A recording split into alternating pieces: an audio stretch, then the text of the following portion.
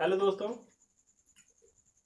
एक बार फिर से स्वागत है आपका हमारे YouTube चैनल मास्टर स्टडी में। जैसा कि आप लोग विश्व का इतिहास पढ़ रहे हैं, तो विश्व के इतिहास में आज पढ़ेंगे धर्म सुधार आंदोलन। जो 16वीं शताब्दी में यूरोप में धर्म सुधार आंदोलन हुए, उनका स्वरूप क्या था, क्या कारण थे, क्या प्रभाव हुआ, ये आज आप लोग जानेंगे। ठीक, तो आइए धर्म सुधार आंदोलन को एक बार देखते हैं। ऐसे 16वीं शताब्दी में जो धर्म सुधार आंदोलन हुआ, उसका स्वरूप था कि 16वीं शताब्दी तक जो मध्यकालीन व्यवस्था थी वो पूरी तरह से बिखर चुकी थी, किंतु चर्च और सामंतों का प्रभुत्व ज्यों का त्यों बना रहा। अतः धार्मिक कुरीतियों के उन्मूलन के लिए धर्म सुधार आंदोलन शुरू हुआ। देखिए, होता यह है कि जो यूरोप में प्राचीन व्यवस्थाएं थी वो 16वीं शताब्दी के शुरुआत तक, प्रारंभ तक, यानी 15वीं शताब्दी के अंत तक पूरी तरह से समाप्त हो गई, बिखर गई। लेकिन जो सामंतवादी प्रथा थी, सामंत लोग जो होते थे, जमींदार लोग जो आम जनता का शोषण करते थे, वह लोग और चर्च, इनका प्रभुत्व पूरी तरह से कायम रहा। सबसे पहले आप लोग चर्च जान लीजिए क्या होता है। चर्च जो होता है वह कोई एक बिल्डिंग नहीं होती है, एक इमारत नहीं, चर्च हो गया, बन गया बस। जैसे हमारे यहाँ मंदिर होते हैं और धर्मों में मस्जिद होते हैं, गिरजाघर होते हैं, उसी तरह से जो चर्च होते थे इस कैथोलिक धर्म में, तो चर्च जो होता था ये पूरी तरह से एक सुसंगठित संगठन था। इसका प्रभुत्व था उस साम्राज्य में। जिसको चाहते थे चर्च के लोग उसको राजा बनाते थे, जिसको जहां चाहते थे उसकी नियुक्ति करते थे। चर्च की अपनी एक सेना भी होती थी। ठीक, चर्च का जो अधिकारी होता था, यानी धर्माधिकारी जो होते थे यूरोप के, उनको पोप बोला जाता था, और उसके जो छोटे छोटे कर्मचारी होते थे वो पादरी होते थे। तो पोप और पादरियों का इतना वर्चस्व था कि वो किसी भी साम्राज्य को हटा सकते थे और दूसरे को बिठा सकते थे। ये लोग जनता से तो कर लेते ही थे, राजा से भी ये लोग कर वसूलते थे। अब आप इस बात से अनुमान लगा सकते हैं कि चर्च का कितना प्रभाव रहा होगा उस समय यूरोपियन समाज पर। ये लोग स्वयं को ईश्वर का दूत मानते थे, किंतु जब चर्च में अनेकों प्रकार की बुराइयां व्याप्त हो गई, इनके पास धन की कमी होती नहीं थी, धन और अधिकारों की कमी नहीं होती थी, जिसके कारण ये लोग पूरी तरह से भ्रष्ट हो गए। फलस्वरूप होता क्या है कि चर्च में पैसों के लेन देन से जो पादरियों का रख रखाव या उनके छोटे बड़े कर्मचारी, उनकी नियुक्ति होने लगी। ये लोग पैसे लेते थे, चाहे व्यक्ति अज्ञानी है, बिलासी है, अय्यास है, कुछ भी उससे मतलब नहीं, ये लोग पैसे लेकर के उनकी नियुक्ति चर्च के अंदर कर दिया करते थे। देखिए, कारण जो होते हैं, धर्म सुधार आंदोलन का जो कारण बना, तत्कालीन कारणों में सबसे पहले दिया गया चर्च में व्याप्त बुराइयां। अब 15वीं और 16वीं शताब्दी तक जो पैदा हो गई थी बुराइयां, पोप और पादरियों की अज्ञानता, विलासिता और चर्च में पदों की बिक्री एवं क्षमा पत्रों की बिक्री आदि ने इस आंदोलन को और सहयोग दिया। अब पोप और पादरी जो होते थे, ये पैसे दे करके कोई भी बन सकता था।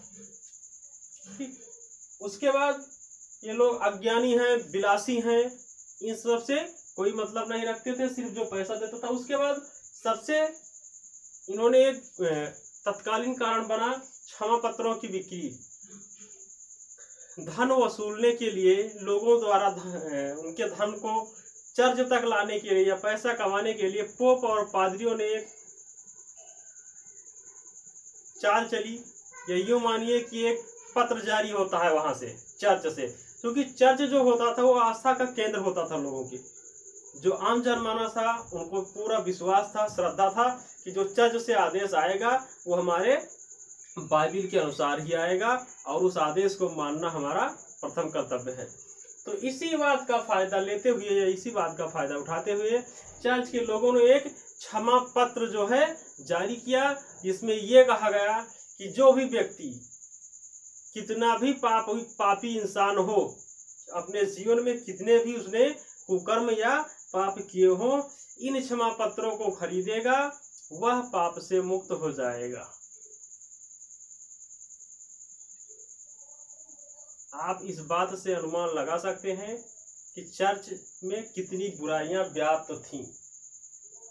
ये लोग कहते थे, उन पत्रों को लेकर के जाते थे कि जो भी व्यक्ति इन पत्रों को खरीदेगा और बदले में हमें धन देगा, पैसा देगा, तो उन पैसों की खनक से, जो सिक्का वो देगा, पैसा देगा, उसकी खनक से वो उसके जो पूर्वज हैं नरक में पड़े हैं वो भी स्वर्ग में चले जाएंगे।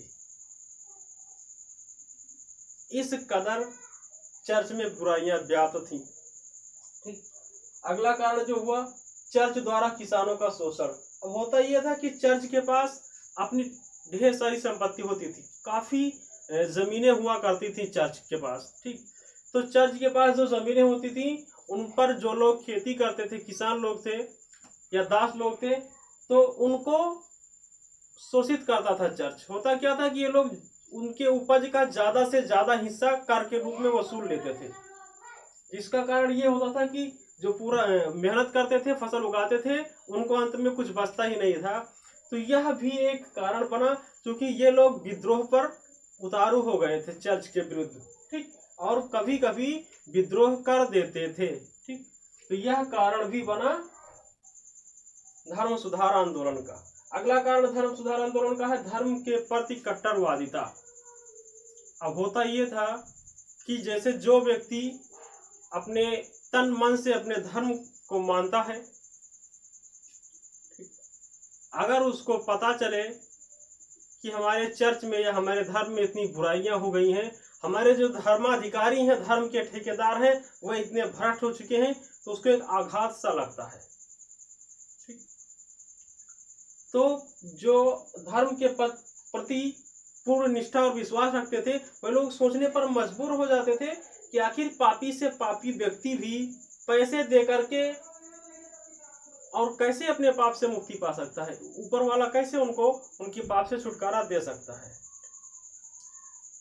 तो हुआ क्या कि लोगों में इस तरह की बातें सुन करके विद्रोह की भावना जो होती थी वो बलवती होती चली गई।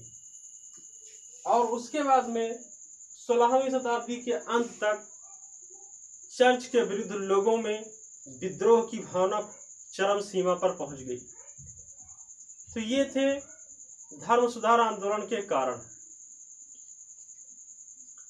और निष्कर्ष ये निकला कि तत्कालीन समाज के लोग अब प्राचीन व्यवस्था को पूरी तरह से आमूलचूल रूप से परिवर्तित करना चाहते थे, एक नई क्रांति लाना चाहते थे, नए धर्म की स्थापना करना चाहते थे। ठीक,